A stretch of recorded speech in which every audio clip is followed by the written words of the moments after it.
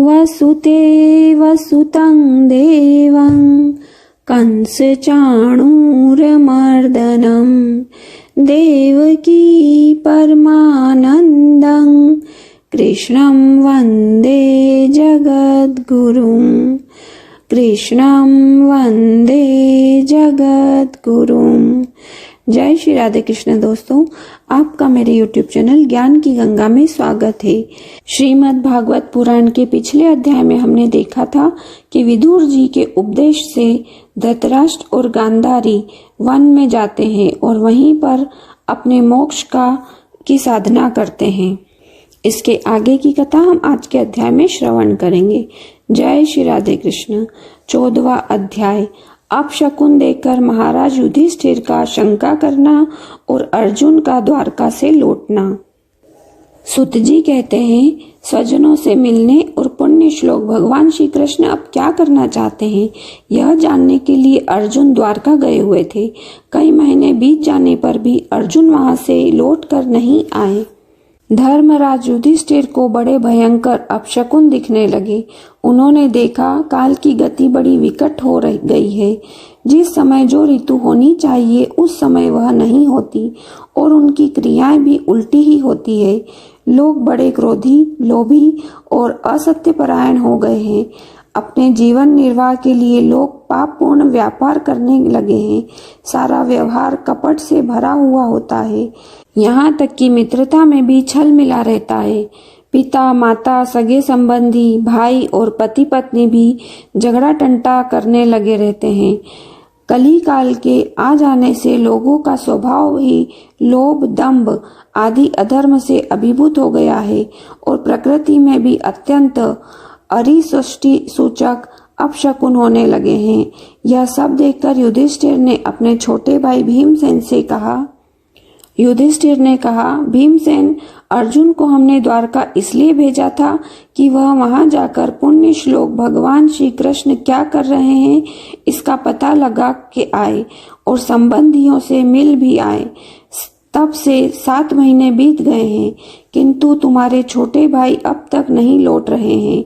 मैं ठीक ठीक यह नहीं समझ पाता हूँ कि उनके न आने का क्या कारण है। कहीं देवर्षि नारद के द्वारा बतलाया हुआ वह समय तो नहीं आ पहुंचा है जिसमें भगवान श्री कृष्ण अपने लीला विग्रह का संवरण करना चाहते हैं। उन्हीं भगवान की कृपा से हमें यह संपत्ति, राज्य, स्त्री, प्राण, कुल, संतान, शत्रुओं पर विजय और स्वर्गादि लोकों का अधिकार प्राप्त हुआ है।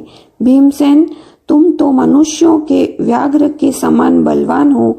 देखो तो सही, आकाश में उल्कापात आदि, पृथ्वी में भूकंप आदि और शरीर में रोगादि कितने भयंकर अपशकुन हो रहे हैं। इनसे इस बात की सूचना मिलती है कि शीघ्र ही हमारी बुद्धि को मोह में डालने वाला कोई उत्पात होने वाला है।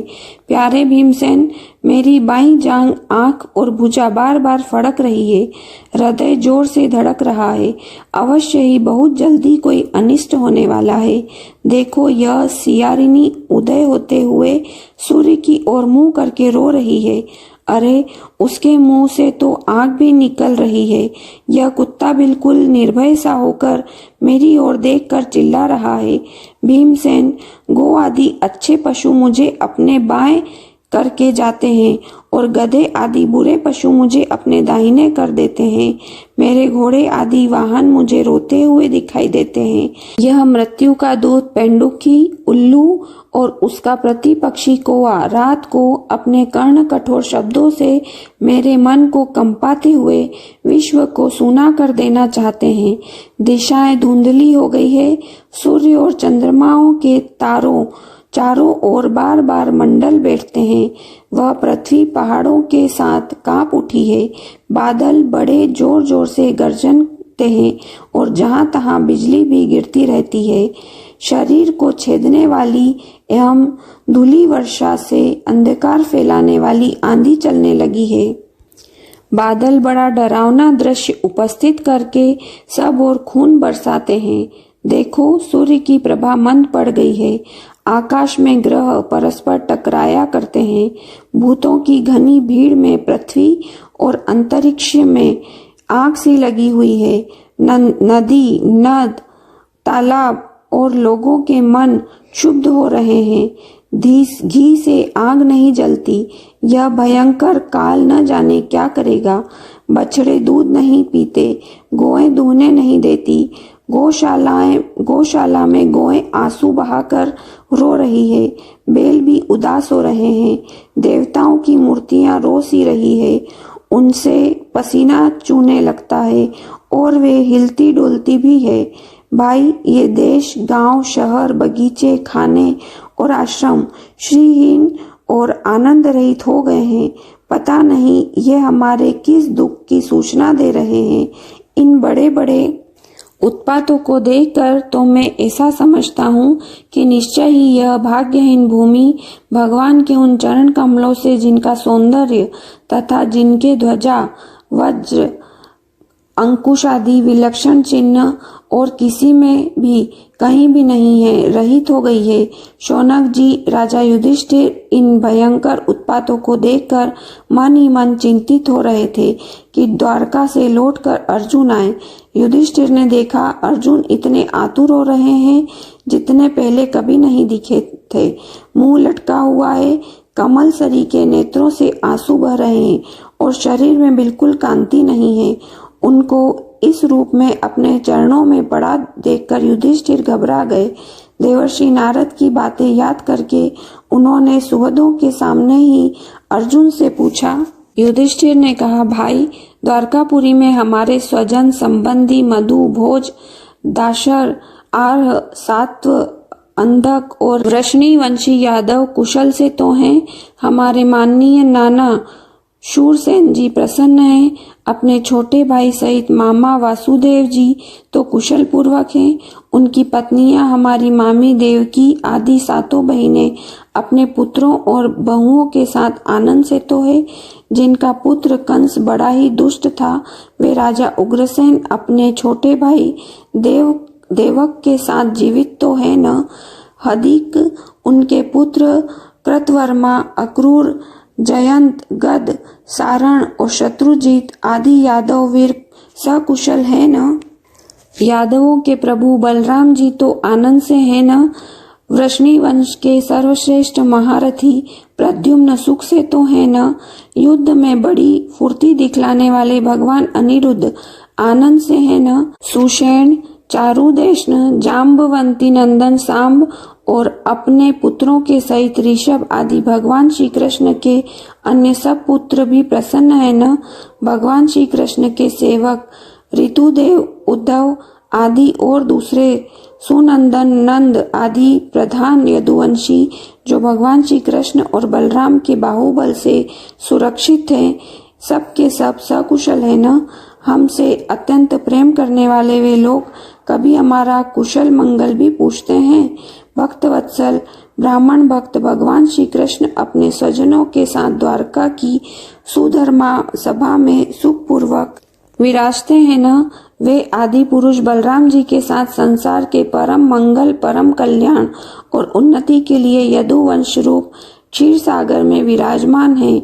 उन्हीं के बाहुबल से सुरक्षित द्वारकापुरी में यदुवंशी लोग सारे संसार के द्वारा सम्मानित होकर बड़े आनंद से विष्णु भगवान के पार्षदों के समान विहार कर रहे हैं।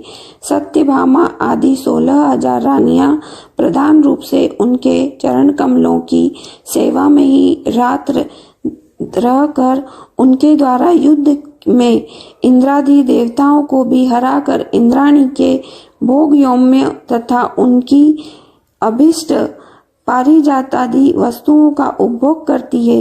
यदुवंशी वीर श्री कृष्ण के बाहुदंड के प्रभाव से सुरक्षित रहकर निर्भय रहते हैं और बलपूर्वक लाई हुई बड़े बड़े देवताओं के बैठने योग्य सुधर्मा सभा को अपने चरणों से आक्रांत करते हैं। भाई अर्जुन, यह भी बताओ कि तुम स्वयं तो सकुशल हो न। तुम श्रीहीन से क्यों दिख रहे हो? वहाँ बहुत दिनों तक रहे, कहीं तुम्हारे सम्मान में तो किसी प्रकार की कमी नहीं हुई? किसी ने तुम्हारा अपमान तो नहीं कर दिया? कहीं किसी ने दुर्भाग्यपूर्ण अमंगल शब्द आदि के द्वारा तुम्हारा चित्त तो नहीं दुखाया? अथवा किसी आशा से तुम्हारे पास आए हुए याचक को उनकी मांगी हुई वस्तु अथवा अपनी ओर से कुछ देने की प्रतिज्ञा करके भी तुम नहीं दे सके। तुम सदा शरणागतों की रक्षा करते आए हो। कहीं किसी भी ब्राह्मण, बालक, गो, बूढ़े, रोगी, अबला अथवा अन्य किसी प्राणी का जो तुम्हारी शरण में आया हो, तुमने त्याग तो नहीं कर दिया। कहीं तुमने अगम्या स्त्री से समागम तो नहीं किया अथवा गमन करने योग्य स्त्री के साथ असत्कारपूर्ण समागम तो नहीं किया। कहीं मार्ग में अपने से छोटे अथवा बराबरी वालों से हार तो नहीं गए अथवा भोजन कराने योग्य बालक और बूढ़ों को छोड़कर तुमने अकेले ही तो भोजन नहीं कर लिया। मेरा विश्वास है कि तुम ऐसा कोई निंदित काम नहीं करोगे जो तुम्हारे योग्य न हो। अपने परम प्रियतम अभिन्न हृदय परम सुहृद भगवान श्री कृष्ण से तुम रहित हो गए हो। इसी से अपने को शून्य मान रहे हो। इसके सिवा दूसरा कोई कारण नहीं हो सकता जिससे तुमको इतनी मानसिक पीड़ा हो। श्री कृष्ण शरणम मम, श्री कृष्ण शरणम मम, श्री कृष्ण शरणम मम। आज का अध्याय यही समाप्त होता है। इसके आगे की कथा हम कल के अध्याय में श्रवण करेंगे। उम्मीद है दोस्तों आपको मेरी वीडियो पसंद आई होगी। अगर मेरी वीडियो पसंद आए तो कमेंट बॉक्स में ओम नमो भगवते वासुदेवाय जरूर लिखिए। और अगर आप इस चैनल पर नए हैं तो चैनल को सब्सक्राइब कर बेल आइकन दबा लीजिए, जिससे हमको आने वाली सभी नोटिफिकेशन मिलती रहेगी। जय श्री राधे।